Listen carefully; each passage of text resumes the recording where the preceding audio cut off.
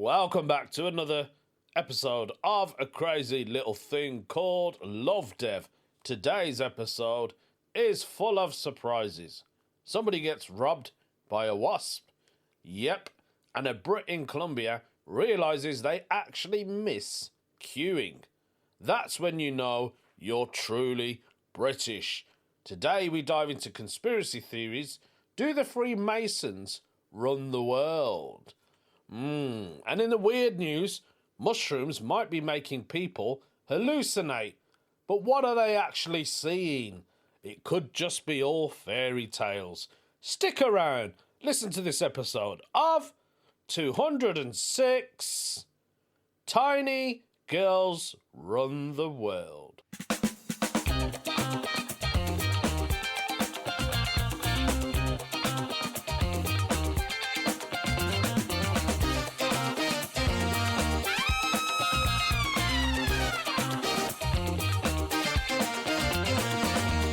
Maybe this introduction is a bit too long, I think. Most podcasts I listen to, the intro music is like 5 to 6 seconds, but I've got to obviously drag it out for some unknown reason. Hello, everyone. What a way to start the show, huh? So I've got loads of stuff to do, basically. I thought, let me get this podcast quickly out of the way. The house is all complete now. The kitchen is done. My loft room is ready to go. I mean, that was done ages ago, but everything in the house, basically, that we were going to get done is now done. I've just got a bit of touch-up paint to do on the kitchen, and the living room is the only room in the house left. And then, obviously, I can start getting new furniture, carpet, stuff like that. My daughter's decided to wake up late. I don't know why. And now she's in the kitchen making a right old racket. So I've had to wait for her to do whatever she was doing, and then I can continue recording. Because the last thing you want to hear is my air fryer going off in the back. I wish other stuff was going off, to be honest with you. January has been a bit quiet for me for comedy. I finally got to do a gig last week at a place called Lichfield Sports Club. And I've done it before. I was in the middle. I did 10 minutes, but I basically did 10 minutes of new stuff. And I thought, I'm not getting a lot of money for this gig, so I might as well just throw in some new. Who cares? They've seen me before. And it went really well. But this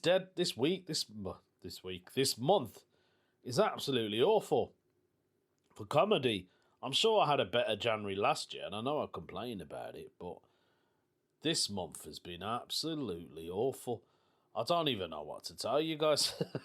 At least if I had a gig, I could tell you. But actually, there is something that I got up to just a couple of days ago, and it was a lot of fun. I will tell you guys about that after we do this first segment. Conspiracy theories. That's what we're doing. Conspiracy theories. Is it real? Is it fake? Nobody knows, but maybe I do. Conspiracy fakes. Yes, conspiracy theories. I don't even know what I just said then. We're going to go straight into it. Why not? This one has been put up by Imagine Midnight on the Conspiracy Theories forum on Reddit. The conspiracy, they are saying, are the Freemasons the reason the world is so messed up? Oh, interesting. Now, the first thing is, do you believe in the Freemasons? I know somebody who is a Freemason. I actually know two people who's a Freemason. The first one is a uncle of mine. It's my mum's cousin who resides in Kent. He told me he was a Freemason, and he told me at a wedding when I got to meet him, because he was talking about, he said, oh, you're a comedian, I'd love to book you for one of our events. And I was like, all right, what kind of events is it? I was thinking maybe it's a sports club. And he said, I'm a Freemason. I was like, whoa. And the second one is my mechanic that I've been using for over 30 years. He said he's a Freemason as well. But to be honest with you, they're both lovely people. My mechanic is such a sound geezer. I mean, sometimes he'll fix my car and I'll message him going, how much is it? And he doesn't even reply. Then I got to keep messaging him going, Dave, tell me What is it, mate? I need to know. I need to pay you. But he's honestly a lovely bloke. So are the Freemasons actually messing the world up? I'm not quite sure. I think they're just like a brotherhood, aren't they? I don't know a lot about them. But I know they're all brothers and they all treat each other equal, which is a nice thing. But let's see what his theory is, because imagine midnight, the reason the world is so messed up is because the Freemasons have no opposition. The secret society that steers and manipulates the rest of society has no oversight and answers only to the rich and powerful elite. The same ones who orchestrate wars, create massive inflation and wage gaps, and turns you against each other through politics and other means. You can't expect the world to get better while completely ignoring those who are manufacturing its destruction. Now, the thing is, who is actually behind all the destruction? I think we're all to blame, not just one particular group, but world leaders. I don't think they're all Freemasons. Do you know what I mean? Like, Zelensky, for instance, he doesn't look like someone who is in a cult. I mean, that guy was a stand-up comedian himself. So I don't want to mention too many politicians because, as you know, I don't really talk a lot about politics on this podcast. But are Freemasons actually ruling the world? I'm not too sure. There is a comment that's been put up here. I would like to read it just to see what they have their say on it. Freemasons ruling the world is a weird conspiracy theory, in his opinion, considering they used to be just an oppositional movement guided by enlightenment against the odd ruling class. Up until just 100 years ago, they were hated by the conservatives and monarchists for being too liberal and too progressive. Many circles just turned into some kind of Rotary Club, which I think is the same, and while having a lot of influential members, do not directly wield power over anything. They're just a club for old guys, which happen to be in the very elite, so given there were a lot of powerful members. I just have a hard time to believe that they have the influence people claim, considering anti-progressive politicians used to use the Freemasons movement as a boogeyman for the evils of progressive. I also have never seen actual proof that there's a centralized Freemason, i.e. cell, that rules the world. There are no Freemasons in China or Arabia, and they have other elitist circles influencing their local and world politics, but not in a we rule the world from behind the curtain way. World politics is too complicated and fractured for one group to be in total control. I think I agree with this guy. His name is Ziniscus. He was commented under Imagine's post. And, I mean, who is actually ruling the world? It's the girls, isn't it? We run this world, we run this world. There we go. I think Beyonce is the one who's running the world.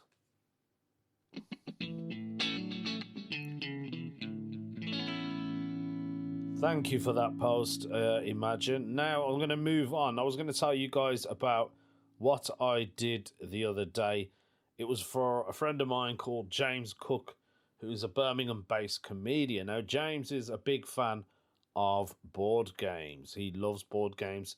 He also makes his own board games. Now, he came up with an idea for a game show called The Saboteur, or Saboteur, something like that. It's called Saboteur, I think, anyway.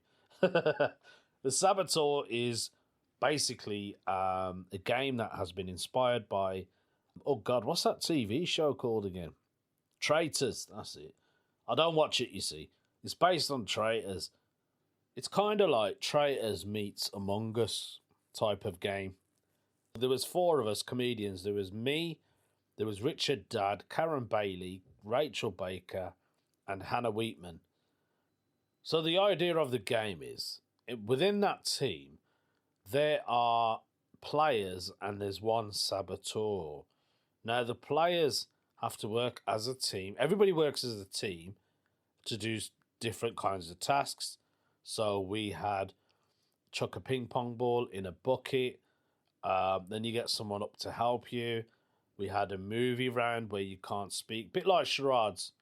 And we had music round where you play on a kazoo. It was all these different types of tasks we had to do, and it was a lot of fun. Now, the game of the game was to make loads of points as a team, and what we get at the end of the match, we get to keep it. But there is one saboteur. There is one imposter in the group.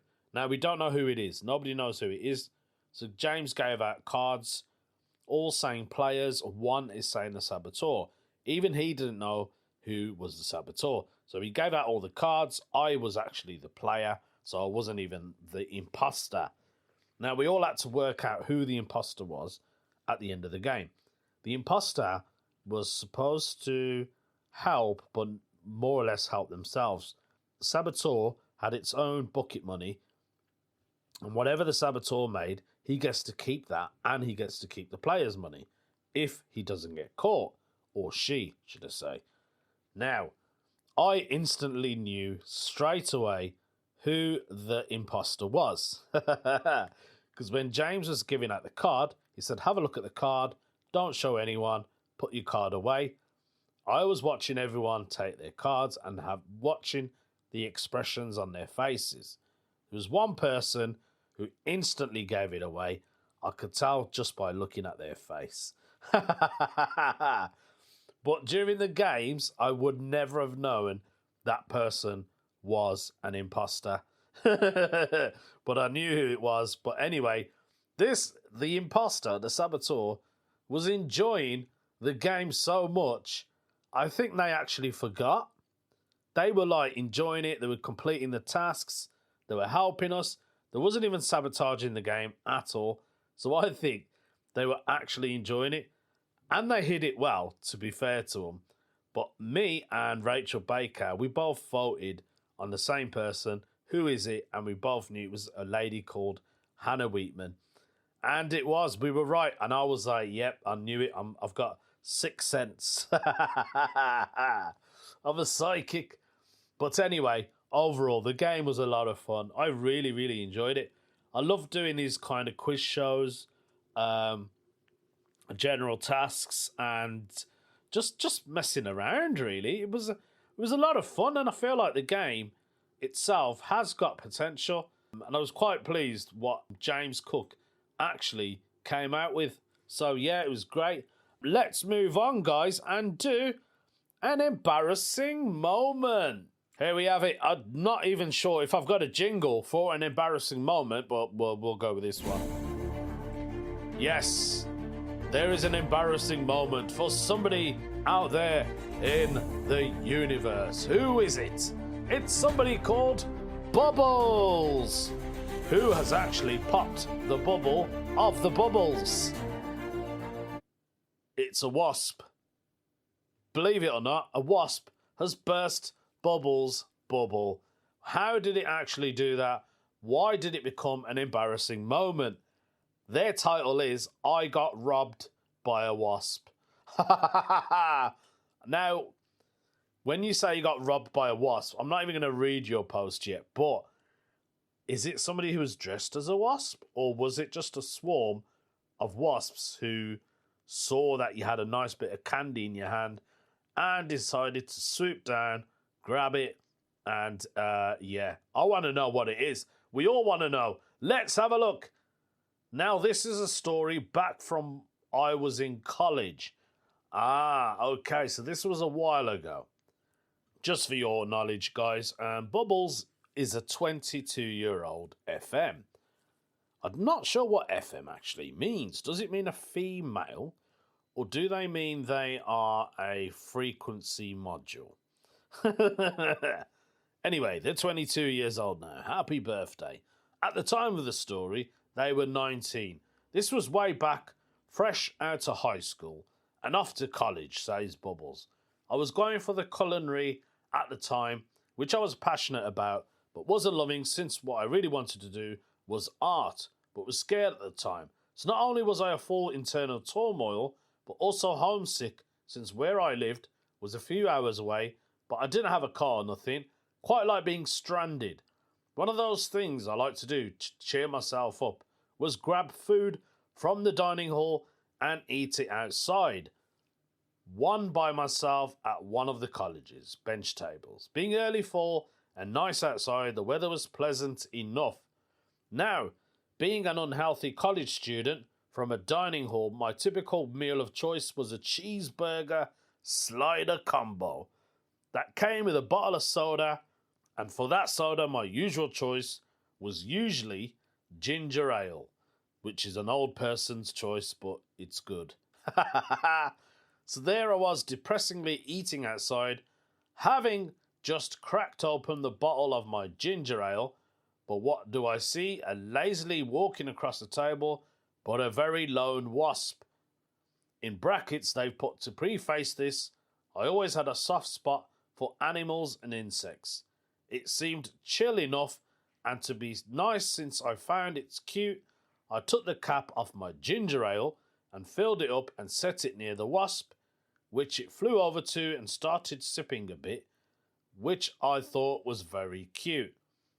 You thought it was cute, and that's when everything went to turmoil. Then things took a turn. There we go. Abruptly flew over to the still most fully ginger ale bottle, landed on the rim. I tried to intervene and reclaim it by gently grabbing the bottle, but before I could grasp it, it started hovering over my head towards me before I backed off. Once I backed off, it settled down again. I attempted the same maneuver multiple times. Defeated and feeling quite foolish, I gave up and I left, leaving a very happy wasp with a full bottle of ginger ale. I'm much happier now, so I'm able to look back on this and laugh. But gosh, was that a new low? That's okay. It's not really an embarrassing moment. It's absolutely fine. You're probably not the only person in the world who's had to give up their food or drink to an insect or an animal. Believe me, in the United Kingdom, we've got some crazy seagulls, which, believe it or not, have decided to move into the cities. I've had seagulls steal my chips. I've been to countries where I've had a monkey steal one of my fruit. So it's just one of those things. When you said you got robbed by a wasp, I was really hoping that somebody out there was dressed as a wasp and decided to mug you. That's the story I thought you were going to go for.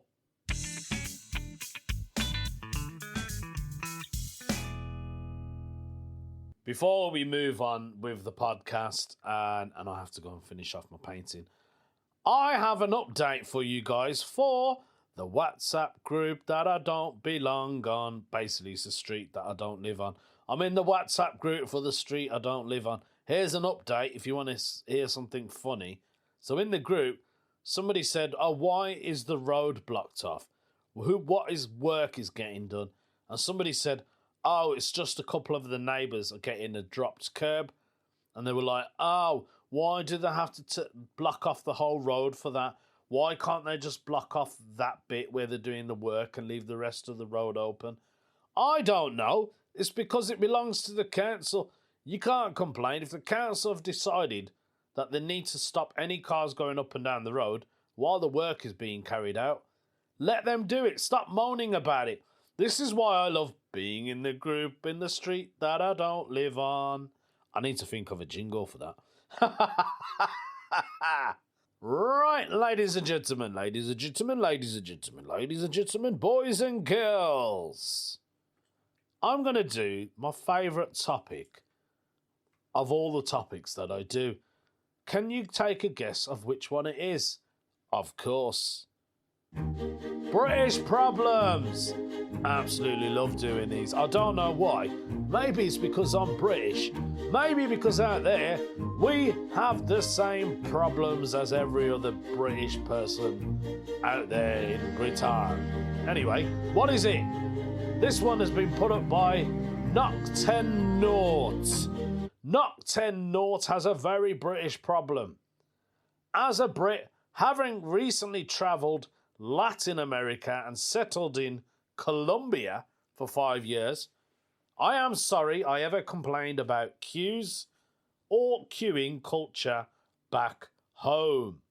Oh, are they saying that in Latin America, in Colombia, it's even worse than the UK?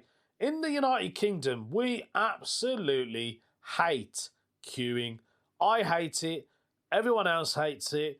I can't stand it. I like to go in and out. Do you know what I mean? Get in, get my stuff, get out. And the worst one is when we get to a queue and someone has got an item where the barcode is not reading properly or the price tag is unavailable, and then you've got to go and call someone to get the actual price of whatever it is they're buying. That holds up the whole queue. That's what builds up queues, I think, in the UK. Let's have a look what they've got to say. Now, Knock to Naught, I hope I've said his username right. I'm deadly serious. When I say pharmacies, supermarkets, ATMs, food stalls, all of them, people across this continent will literally walk straight in front of you like you're not even there. Even when you're clearly standing directly behind the person being served. Wow. Do they just butt in straight in, like... Oh, that's mad, man. Because we wait calmly, innit? No one in England will dare to jump a queue. We don't do it. Like, honestly, I've been to, like, Costco. I've had cars trying to wedge themselves into a queue. Oh, you don't do that, mate. That's disrespectful. But obviously, in Latin America and Colombia, they just don't give a monkeys, do they? Oh, God. They are saying, and don't even get me started about driving. Oh, no, mate. When it comes to this issue, I refuse to get a car because I'd lose my mind. Right, they've got an edit on here, which I need to know. I cannot believe I forgot to mention the worst of all. Are you telling me there's something even worse than what you're actually currently going through? I need to know. The metro here, which is called the Medellin, I cannot express enough in words how difficult it is to get off at a metro stop.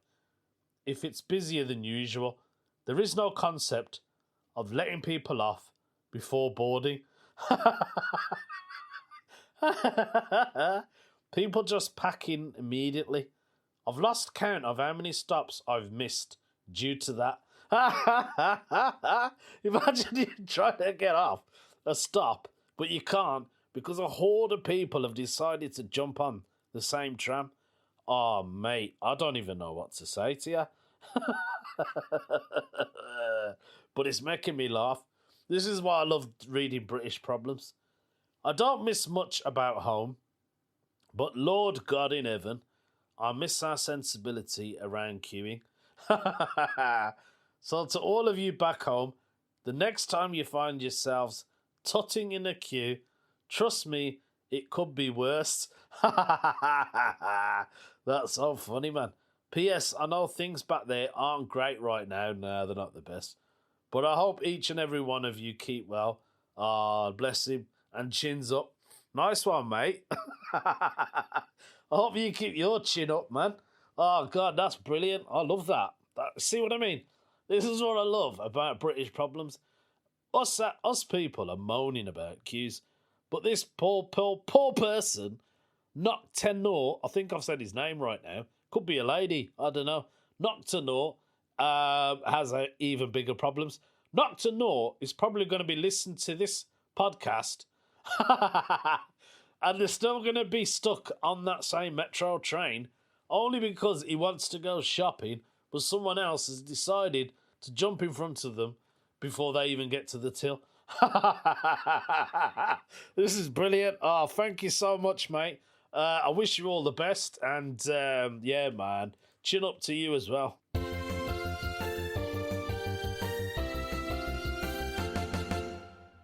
Right, everyone, let's finish the podcast in the traditional way with a weird news story.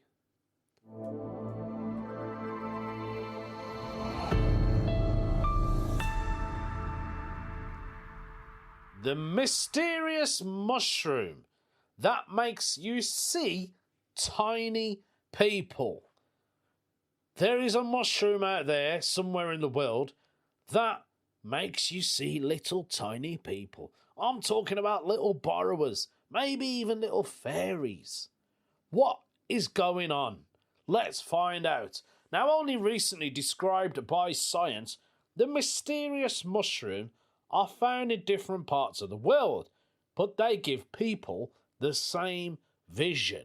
Now, my question is it actually a vision, or does the mushroom actually make you see stuff that we can't see, but it is there? I don't even know. Every year, doctors at a hospital in the Yunnan province of China brace themselves for an influx of people with an unusual complaint. The patients come with a strikingly odd symptom: visions of pint-sized elf-like figures marching under doors, crawling up the walls and clinging onto furniture. The hospital treats hundreds of these cases every year. All share a common culprit. It's called Lamoa asiatica. I've probably said it wrong. It's a type of mushroom that forms symbiotic relationships with pine trees in a nearby forest and is locally a popular food known for its savoury, umami-packed flavour.